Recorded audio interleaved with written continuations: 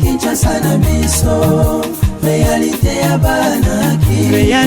banaki réalité ya banakino. Champion du monde, le boxeur Martin Bokole Ayambamaki Mokola Lelo na chef de l'État congolais Félix Antoine Tshisekedi Tshilombo na cité Union africaine et Salemaki ndenge nini toko ebisa bino ba détail na édition de monsieur Lelo kasi yambo tokele mosika boye bape que monsieur Florent Ibenge azali bongo champion d'Afrique na Coupe de Confédération africaine équipe marocaine Renaissance de Berkane et Zouaki bongo Coupe Mokola ya lobby l'équipe ba détail tout de suite édition de Lelo KNB News on a zene seromingi représenter les bino.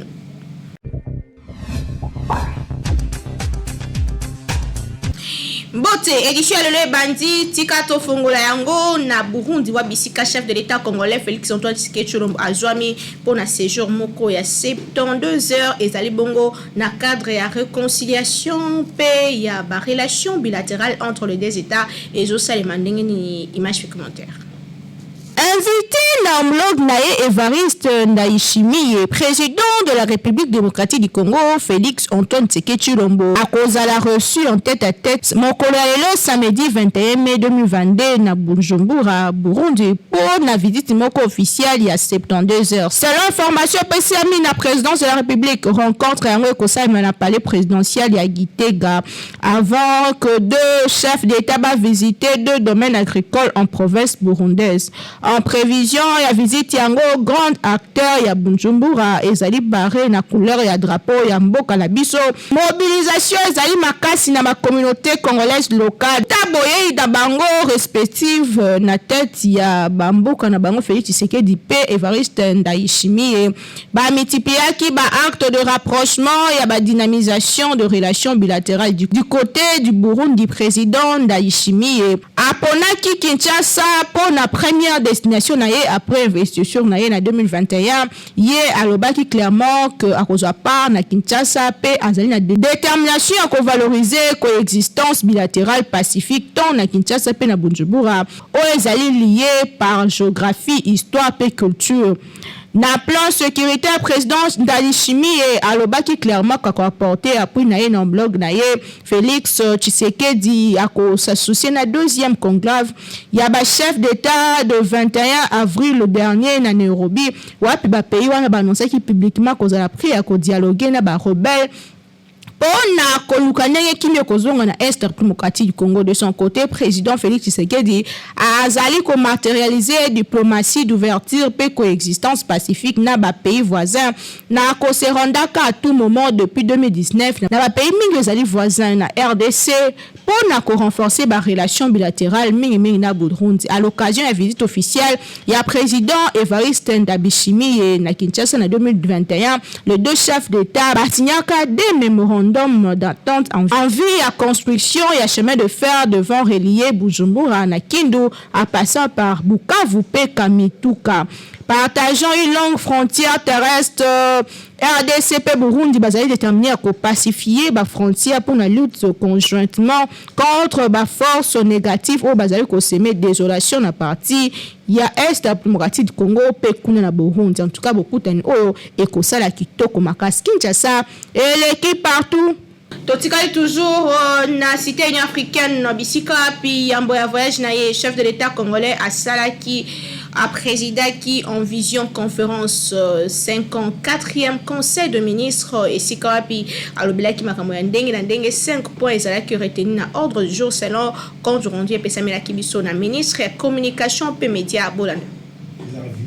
Wuta, cité Union africaine, président de la République démocratique du Congo, Félix Antoine Tshisekedi Tshilombo, a présidé qui 54e réunion du conseil de ministres selon compte rendu et Pesamela Kibiso na ministre de la communication et médias réunion yango esalaki bongo na 5 points na ordre du jour.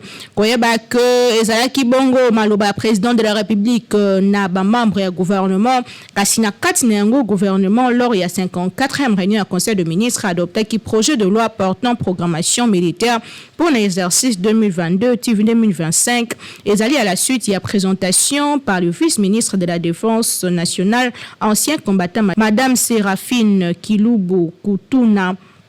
Faisant économie à projet au nom et titulaire naïe en mission, Séraphine Kilubu a indiqué que l'approbation de Mokanda Oezali constitue acte d'engagement à toute une nation pour nous permettre l'armée à développer la capacité opérationnelle en vie à doter Mbo cannabis na tout pour nous faire face à l'insécurité, face aux menaces émergentes multiformes au yaba rebelles.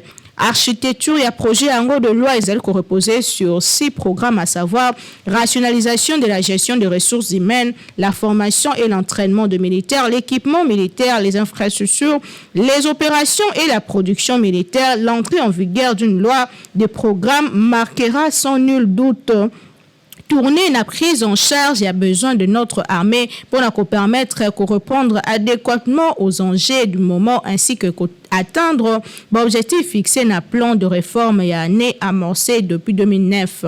Dengue compte rendu rapporté là Kibisolor et ouverture et session en mars en cours. Président et enseignant national Christophe Mboso a senga qui na gouvernement va penser rapidement l'adoption peut débat déposé na bureau et assemblée nationale projet de loi portant programmation militaire pour nous doter FARDC de moyens financiers peut parachuter la réforme et secteur et la défense.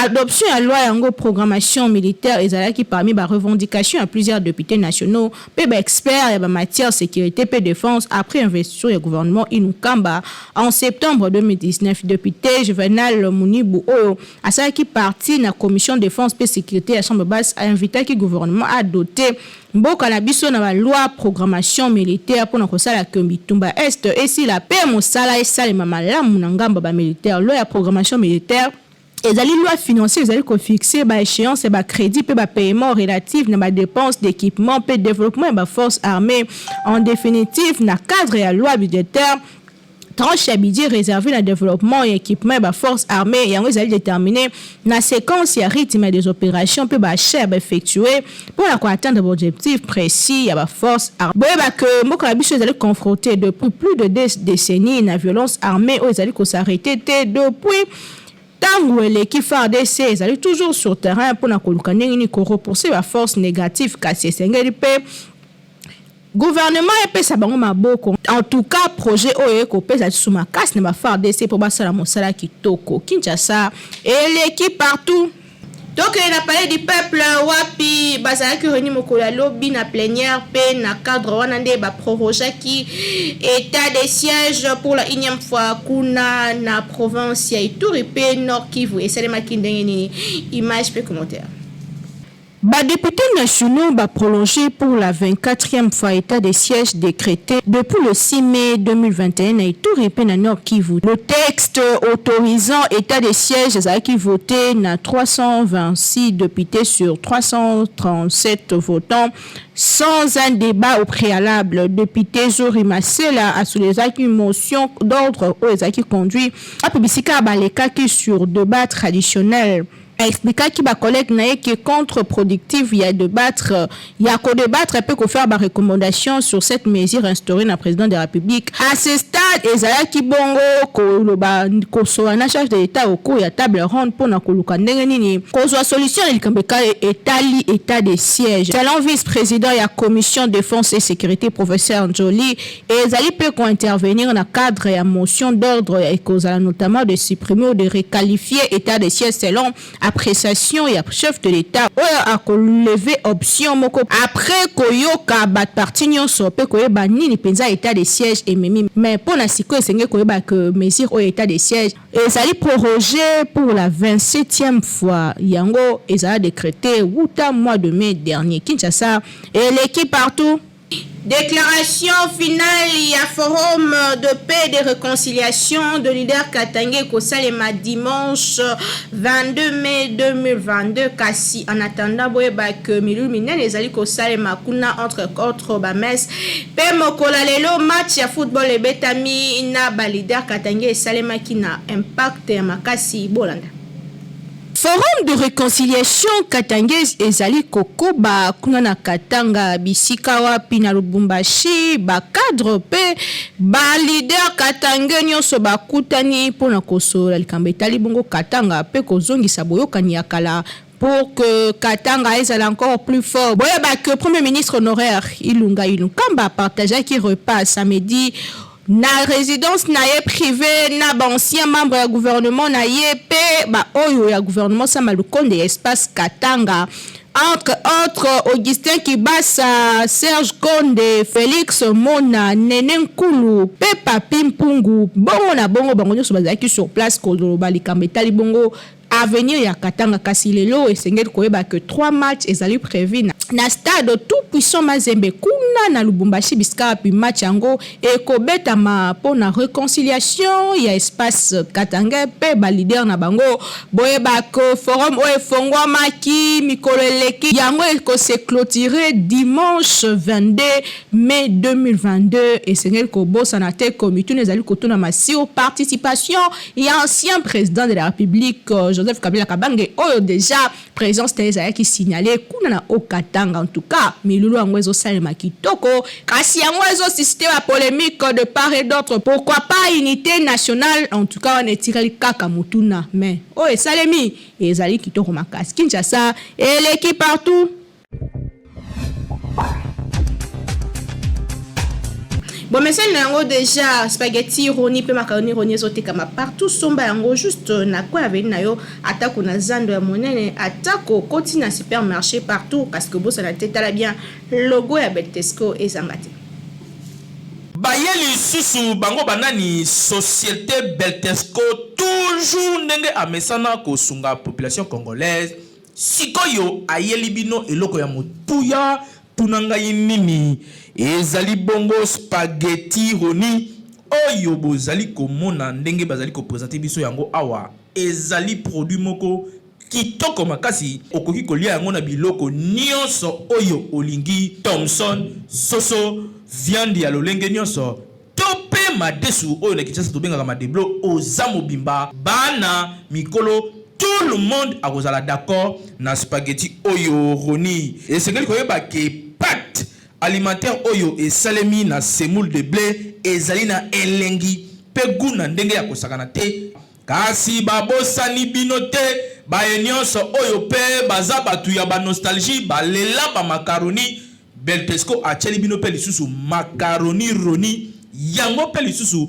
ndenge moko gu ya ndenge ya kosakana te elamba makaka ndenge moko mwa ya muke ya moto etoki oche yango na kati quelques minutes après ebeli bana ya classe ba papa na tongo va bakende musala yo pe mama soko ngo kende marché okoki ko beta yango repas moko ya 5 minutes esangisi libota mobimba pe bozali calé na journée bokoya kolia kaka na pokwa vérifiez toujours logo ya Beltesco tango ozali kosomba po ba mwifi na Kinshasa bazali ebele po yango nde ezali ba produit ya qualité supérieure oyo Beltesco a chelibino na marché to offrir bino produit kitoko o babengi spaghetti roni ezali pâte alimentaire à la semoule de blé. Pâte alimentaire à la semoule de blé oyo ezali kaka spaghetti roni oyo esengeli ko lesama na mabota na biso ba maman responsable papa responsable ba étudiant ba coopérant spaghetti ezali kaka moko ezali spaghetti roni oyo ezali la qualité supérieure oyo spaghetti oyo baleka ngo partout to zali na produit mususu babengi ya kitoko makasi babengi macaroni ya Beltesco en tout cas ngala benga ngo kima kinkaka ezala petite ya consommation na bino mikolo nyonso ya kolia macaroni roni na spaghetti roni po ezali biloko oyo ezali kotonga nzoto ezali kopesa biso nzoto makasi po toyeba ko vivre longtemps na mokili ezali cadeau signé Beltesco mwana mama yebela pona kolia biloko ya qualité il faut toujours Beltesco po yende akanga Kinshasa République démocratique du Congo mobimba uta batango ebele autre bakite tolobi Kinshasa et l'équipe partout.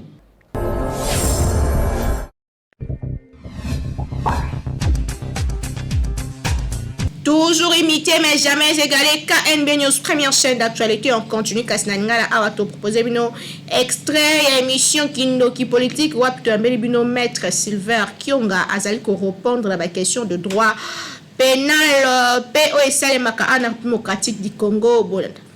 lelo likambo etali dossier ya Bukanga Lonzo lelo oyo mibeko tomoni nde makambo ngo etambolaki récemment déjà IGF a autaki osala sous lettre mosusu koloba que l'ancien premier ministre azali auteur intellectuel ya bamakambo nyonso esalemaki mais toyebi ke cour constitutionnelle elobaki aza vraiment azalaki na makasi ya kosambisa te. Expliquez biso nanu likambo etali betango awa que cour constitutionnelle ekoki kosambisa président de la République na premier ministre en fonction to premier ministre asi alongo fonction. Voilà wana nde mama likambo na kolobango lelo po polémique ezotambola wana esila libela à moins que moto azala de mauvaise foi mais soki tozokolanda mibeko na mokuse il s'agit ya président de la République na premier ministre oyo bazali kosala oyo bazali en place oyo bazali en fonction parce que nazoko yoka ono loko président Kaluba balongoli ye po président sepelaki te ndenge samisi matata te alobi a trahir ye. Non. La Cour constitutionnelle a bien dit les droits. Tokotanga yango awa nazali na kati ya constitution nakotanga article mistatu. Article 163 ya constitution, 164 na 167 pona kosilisa polémique oyo pona koyeba ngonganir bakoko landela président de la République to premier ministre et muto baza ko landela ezali oyo aza en fonction to aussi alongwa. Article 163 et le Bible. La Cour constitutionnelle est la juridiction pénale du chef de l'État et du Premier ministre dans les cas et conditions prévus par la Constitution. Mais nakanisi ezali polele législateur soka lobi likambote bokochana monokone likambo ya lobite. Eza polele la Cour constitutionnelle est la juridiction pénale du chef de l'État. On détermine du chef de l'État et du Premier ministre. Donc, bah, catégoriser bango du chef de l'État et du Premier ministre. Bah, l'obité que y a ba chef de l'État, to y a ba Premier ministre, non. Bah, l'obité du président de la République, du Premier ministre. C'est-à-dire ceux qui sont en place. Oh, y a azali na poste ou azako sala. Ok. Les alliés te alongwa na ye azali justiciable la Cour constitutionnelle. Na kopesa dans quelles conditions président ou alongwa na oyo premier ministre alongwa dans quelles conditions bakoko sambise na Cour constitutionnelle. Ezali dina mibeko. Article 164 et boy. La Cour constitutionnelle est le juge pénal du président de la République et du Premier ministre pour des infractions politiques de haute trahison, d'outrage au Parlement, d'atteinte à l'honneur ou à la probité, ainsi que des délits d'initié. Et pour les autres infractions des droits communs commises dans l'exercice ou à l'occasion de l'exercice de leurs fonctions. Elle est également compétente pour juger les co-auteurs et complices. Article yo ndezoko bonga batu na compréhension. Balobi Cour constitutionnelle azali juge ya chef de l'État na ya premier ministre soka sali ba infraction politique. Infraction politique ezali nini? Lokola haute trahison. Eza lokola outrage na parlement. Eza lokola atteinte à l'honneur ou à la probité. Ezali lokola o babengi délit d'initié. Yemo constitution a expliqué et loko ni nazo ko viser na ba infraction haute trahison, outrage, atteinte et tout. Bon. Babagisi boy. Pour les autres infractions de droit commun. Ba infraction de droit commun ezali ba infraction eza na code pénal. Okay. Donc quoi moyibi, donc quoi corruption, ba corruption bani. Bon.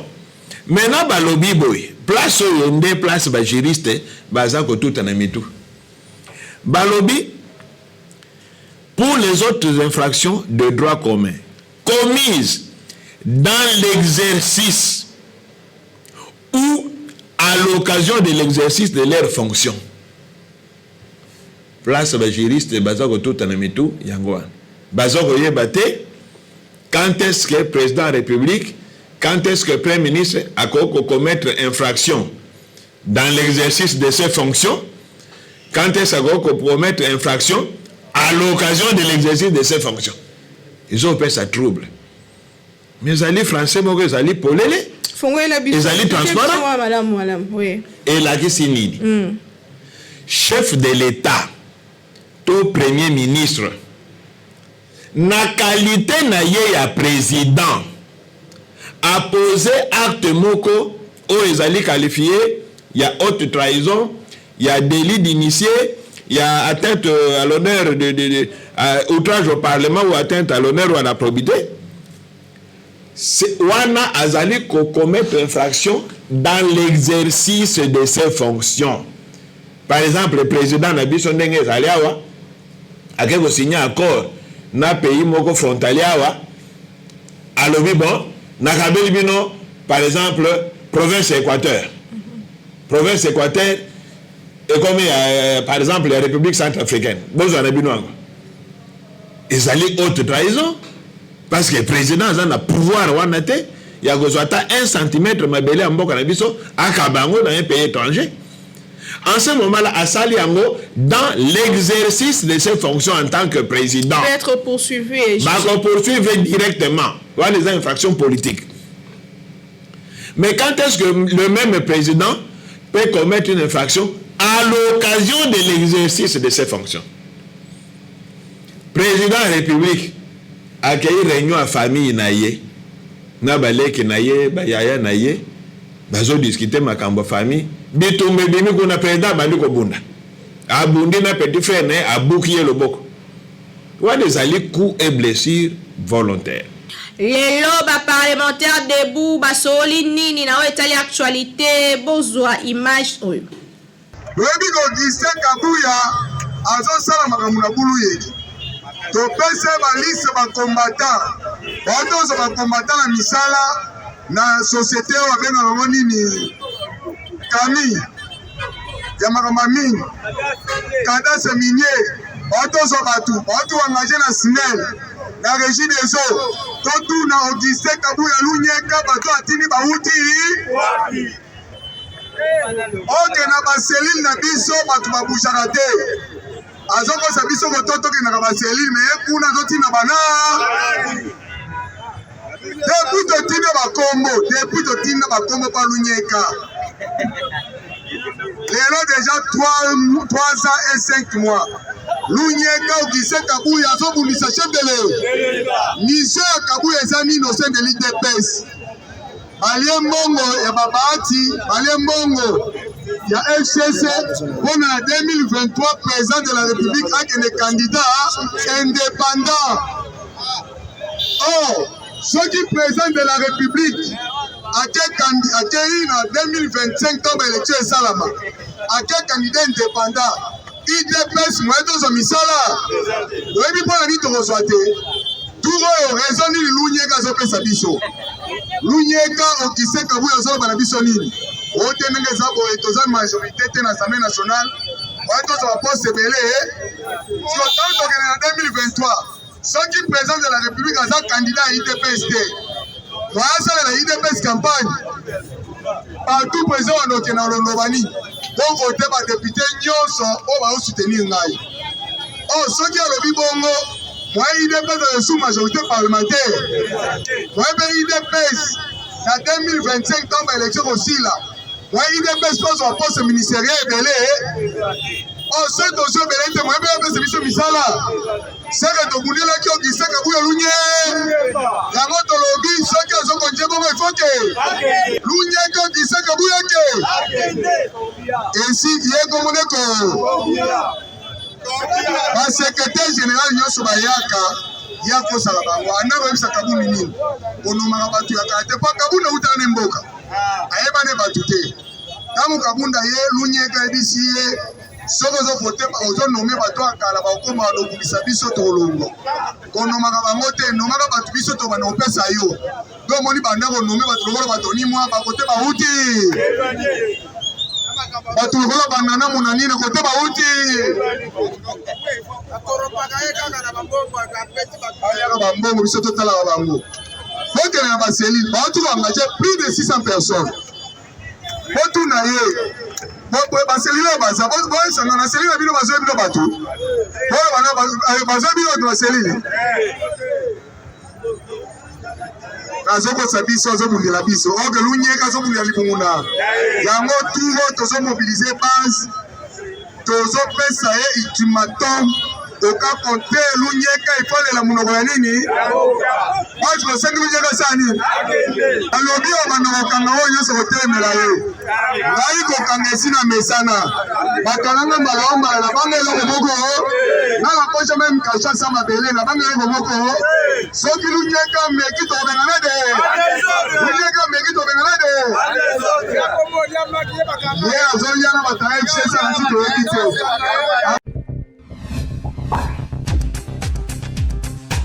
Tobaki on bandel que Florent Ibengena équipe na Renaissance de Berkane bazali bongo ba champion ya coupe de confédération africaine et Salema Kilobi eleki bolanda na image pe commentaire auto proposé bino. Jean-Florent Ibenge Ikwenge, Rosia Tulicia, Pechadrak Mozongo, ainsi que Club Nabango, ba Renaissance de Barkam, ya Maroc, ba remporté Coupe ya Confédération à l'issue ya succès au tir au but au Salaki Bongo 5-4, Orlando Pirates, Afrique du Sud, au score et Zalaki parité 1-1 à l'issue à temps réglementaire P prorogation. Deuxième titre ya formation dans cette compétition et Zali couronnement au Ekomaki au point nommé pour un technicien congolais, notamment ba compatriote. Nous c'est malamu kaka te lors ya parti na wapi Maroc ezalaki dominé ngo ba salaki makasi kino na suka po ba s'imposer na loterie ya ba tir au but. Saison africaine et sili pour la formation OEP ensemble ya ba équipe et consacré sur fin ya championnat oyo ba ko tenter ya ko luka ndenge nini ba luka place na Ligue de Champions mosusu kasi kino tang oyo Florent Ibenge azali bongo champion d'Afrique et sali kitoko makasi loko ya compatriote attaque wa Julien Ngonde na mboka bapaya Kinshasa et l'équipe partout. Ton succès édition alelo na bokutani ya champion du monde le boxeur Martin Bokole oyambamaki na cité union africaine wa pesika kutana na couple présidentiel et sengo nini penini penze renyaki kuna ambiance na élément oyo. Yambo ya s'envolé samedi 21 mai 2022 pour na Kenya Burundi, président de la République démocratique du Congo, ayambaki na cité union africaine, boxeur Martin Bokole classé 11e na catégorie lourd ya ba division WBC, même que son frère aîné Makabu, champion chez les lourds légers. Le 15 mai dernier à Paris, Martin Bokole a zouaki le dessus sur le champion olympique français Tony Yoka, classé 15e dans la même division. C'est confiant à la presse, Martin Bokole a remercié qui chef de l'État pour Nandenga Yamba qui est père Lobi qui a sepeli makasi comme un chef de l'État. Denga Landa qui combat Ngoye Moko na télévision. D'après champion du monde, premier ministre Pe Botote Mususu Yamboka, Bango Pe Lisusu Bakoyambaye pour la féliciter victoire naye avec 19 combats. Hier a remporté 18 combats au la main, peu de défaite moko kaka. Martin Bokole a s'engagé qui a contribué à l'amélioration de la boxe en République démocratique du Congo. En vie, il y a émergence. D'après Bokole P Makabu, en ce qui concerne prochain combat champion congolais à lobby Azozelana nous que assis à ko célébrer victoire na ye na ba compatriote P a ko se prononcer na mikolo zaliko ya en tout cas zala ki senga makasi beaucoup na bango na chef de l'État congolais Kinshasa et l'équipe partout. Et si awa ezalaki édition à week-end auto zaki ne sengo présenter les merci l'équipe technique et rédactionnelle et ça qui mosaki toko na Pesi bino botondi mingi boko ba kosala biso confiance prochainement tokokutana toujours na souci moko ya ko servir bino bon week-end na mabota la bino pe kimia et umela tokutani lobi magazine